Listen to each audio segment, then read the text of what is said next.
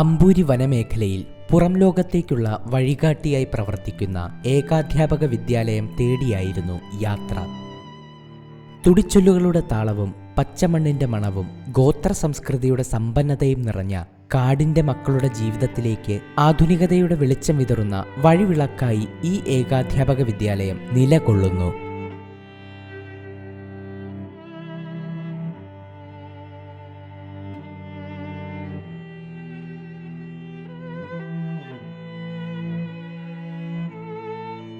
അപ്പോൾ ഇവിടുത്തെ പഠന രീതി എന്ന് പറഞ്ഞാൽ ഒരു അധ്യാപികയാണ് 1ാം ക്ലാസ് മുതൽ 4ാം ക്ലാസ് വരെ എല്ലാ വിഷയവും എടുക്കുന്നത്. HM-ഉം ടീച്ചറും പ്യൂണും അങ്ങനെയുള്ള എല്ലാ ഡ്യൂട്ടിയും ഈ ഒരു ടീച്ചറിലാണ് നിക്ഷിപ്തമായിരിക്കുന്നത്. സഹായിക്കാൻ ഒരു പാചകം ചെയ്യാൻ വേണ്ടി ഒരാൾ മാത്രമുണ്ട്. ബാക്കി എല്ലാ വിഷയവും എടുക്കണം. ഈ കുട്ടികളെ തുടർ പഠനത്തിനായിട്ട് അയക്കുകയും ഇവർ 10ാം ക്ലാസ് വരെ തുടർന്ന് പഠിക്കുന്നുണ്ടോ എന്നുള്ള ഉത്തരവാദിത്തം വരെ ഞങ്ങളിലാണ് നിക്ഷിപ്തമായിരിക്കുന്നത്. അപ്പോൾ ഞങ്ങൾ തീം അടിസ്ഥാനത്തിലാണ് ഇപ്പോഴും അതായത് ഒരു തീം എടുത്തിട്ട് ആ തീമിൽ നിന്നുകൊണ്ട് പൊതു ക്ലാസ് കൊടുക്കുകയും അവരെ പിന്നീട് അവരുടെ നിലവാരം അനുസരിച്ച് മാറ്റി ഗ്രൂപ്പ് തിരിച്ച് പഠിപ്പിക്കുക എന്നുള്ളൊരു സംവിധാനമാണ് ഏകാധ്യാപക വിദ്യാലയങ്ങൾ നിലനിൽക്കുന്നത്. നെല്ലുകൊത്താനൊരു പൂവൻ പോയി, നെല്ലുകൊത്തി കോയി കല്ലുകൊത്തി പെണ്ണ് കൊത്തരി വാളും കൊണ്ടോടിപ്പോയി, താനന്ന താനന്ന താനന്ന താനന്നെ താനന്ന താനന്ന.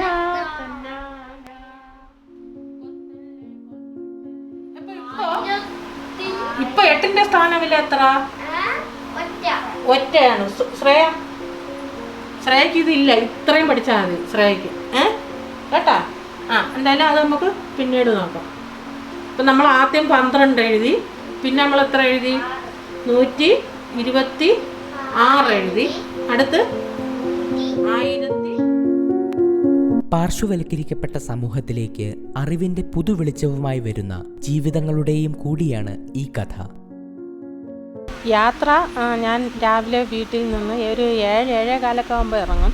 അവിടെ നിന്ന് കടവിൽ വന്ന് വള്ളം കയറി കയറി ഇവിടെ എത്തുമ്പോൾ ഏകദേശം ഒരു 2-2.5 മണിക്കൂർ എടുക്കും. ചിലപ്പോൾ വഴിയിൽ ആരെങ്കിലും സംസാരിക്കാനുണ്ടെങ്കിൽ അത്രയും സമയം എടുക്കും.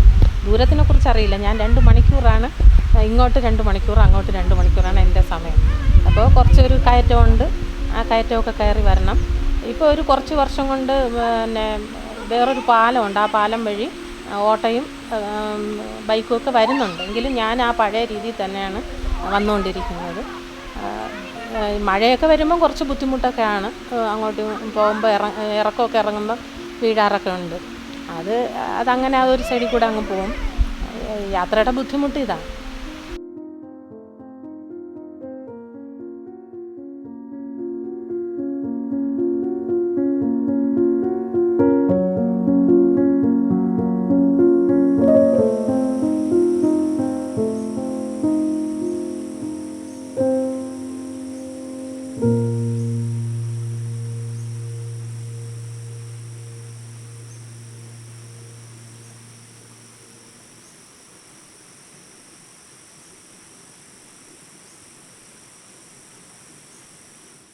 തുടക്കത്തിൽ രക്ഷകർത്താക്കൾക്ക് കുട്ടികളെ സ്കൂളിലേക്ക് വിടുന്നത് ഒരു ബുദ്ധിമുട്ടായിരുന്നു. അപ്പോൾ അവർ ജോലിക്ക് പോകുന്ന, അതായത് കൃഷിയിടങ്ങളിൽ പോകുമ്പോഴോ അവർ വനത്തിൽ സാധനങ്ങൾ ശേഖരിക്കാൻ പോകുമ്പോഴോ ഈ കുട്ടികളെ കൂടെ കൊണ്ടുപോകുന്നൊരു പതിവുണ്ട്. അപ്പോൾ അത് പോയിട്ട് കുട്ടികളെ ഇങ്ങോട്ട് വിടാൻ കുട്ടികളെക്കാളും മടി അവർക്കാണ്. കുട്ടികൾക്ക് പഠിക്കാൻ വരാൻ താല്പര്യമുണ്ട്, പക്ഷേ രക്ഷകർത്താക്കൾക്ക് ആ സമയത്ത് താല്പര്യം കുറവായിരുന്നു. അപ്പോൾ അങ്ങനെ വരുമ്പോൾ വീടുകളെല്ലാം കയറി ഇറങ്ങി കുട്ടികളെ വിടണം. അങ്ങനെയുള്ള ഒരു ബോധവൽക്കരണം കൊടുക്കുകയും അവരുടെ കൂട്ടത്തിൽ കൂടുതൽ ദിവസങ്ങളിൽ ഇവിടെ തങ്ങി അവരോടൊപ്പം നിന്ന് കുട്ടികളെ പഠിപ്പിക്കുന്നതിൻ്റെ ആവശ്യകത അവർക്ക് ബോധവൽക്കരിച്ച് കൊടുത്താണ് കുട്ടികളെ പിന്നെ ഇങ്ങോട്ട് വിടാൻ തുടങ്ങിയതും. ആദ്യം ഞാൻ വരുമ്പോൾ സ്കൂൾ പ്രായം കഴിഞ്ഞവരും സ്കൂളിൽ പോയിട്ട് 1ാം ക്ലാസ് 2ാം ക്ലാസ്സൊക്കെ ഹോസ്റ്റലിൽ നിന്ന് പഠിച്ച കുട്ടികളാണ്. അപ്പോൾ അവർ 1ലും 2ലും ഒക്കെ പോയിട്ട് അവിടെ നിന്ന് എങ്ങനെയെങ്കിലും ചാടി ഇങ്ങ് പോന്നു കഴിഞ്ഞാൽ തിരിച്ചു പോകുന്ന ഒരു പരിപാടിയില്ലായിരുന്നു. അപ്പോൾ അങ്ങനെയുള്ള കുട്ടികളെല്ലാം കൊണ്ടുവന്ന് ഇരുത്തിയിട്ട് ഒരു വർഷം കൊണ്ട്, അങ്ങനെ സ്കൂൾ പ്രായം കഴിഞ്ഞ കുട്ടികളാണ്, 1 വർഷം കൊണ്ട് എഴുതാനും വായിക്കാനും കണക്കുകളൊക്കെ ആയാലും ഒരു അടിസ്ഥാന വിദ്യാഭ്യാസം കൊടുത്തിട്ട് പെട്ടെന്ന് 4ലേക്ക് അവരെ അടുത്ത് ഹോസ്റ്റൽ സൗകര്യമുള്ള സ്കൂളിലേക്ക് ചേർക്കുകയാണ്. അപ്പം നമ്മൾ നെടുമങ്ങാട് മിത്ര നികേതനിലാണ് ഇവിടുത്തെ കുട്ടികളെ അവിടെ ഹോസ്റ്റലുണ്ട്, അവിടെ ചേർത്തുകൊണ്ടിരുന്നത്. അതൊരു വലിയ വാർത്തയാവുകയും ആ കുട്ടികൾ SSLC എഴുതി ജയിക്കുകയൊക്കെ ചെയ്തപ്പോൾ പിന്നെ എല്ലാവർക്കും ഒരു താല്പര്യമായി, ഉത്സാഹമായി കുട്ടികളവിടെ വിടാൻ തുടങ്ങി. അന്ന് നമ്മൾ വീടുകളിൽ പോയി കുട്ടികളെ വിളിച്ചുകൊണ്ട് വരികയും വരുന്ന കുട്ടികൾ തന്നെ കൃത്യമായി വരാതിരിക്കുകയൊക്കെ ചെയ്തിരുന്ന ഒരു സാഹചര്യത്തിൽ നിന്ന് മാറി ഇന്ന് ടീച്ചർ എപ്പോഴും വരും എന്ന് വിളിച്ച് ചോദിക്കുന്ന ഒരു അവസ്ഥയിലെത്തുകയും സാധാ സ്കൂളിൽ അയക്കും പോലെ തന്നെ അവരുടെ കുട്ടികൾക്ക് വിദ്യാഭ്യാസം വേണമെന്ന് അവർ ആവശ്യപ്പെട്ട് ഓരോരോ കാര്യങ്ങൾ ഇവിടെ നടപ്പിലാക്കുകയും ചെയ്യുന്ന അവസ്ഥയിലേക്ക് കൊണ്ടുവരാൻ സാധിച്ചിട്ടുണ്ട്.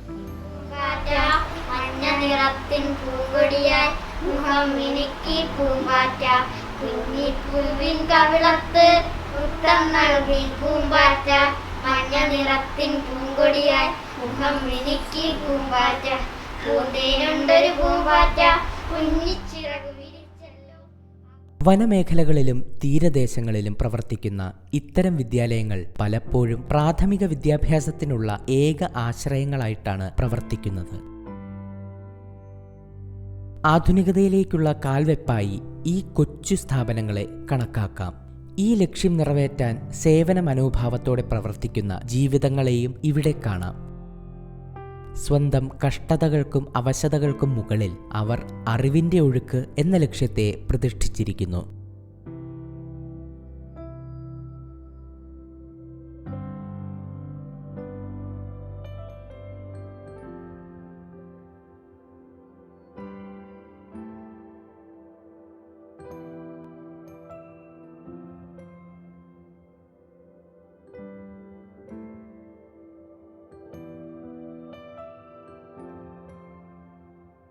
കൊറോണ വന്നതിന് ശേഷം വീട്ടിലൊക്കെ ഇരുന്ന് കൊച്ചുങ്ങൾ പഠിക്കുന്നത്, പുറത്തൊന്നും ഇങ്ങനെ വിടാറില്ല.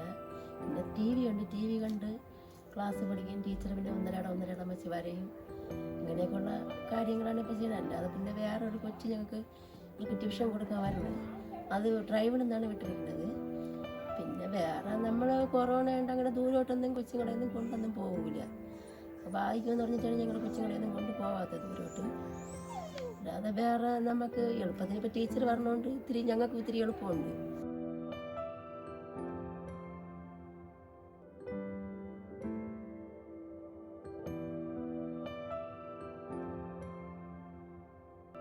ആദിവാസി മേഖലയിൽ ഇപ്പോൾ മാറ്റങ്ങൾ പ്രകടമാവുകയാണ്.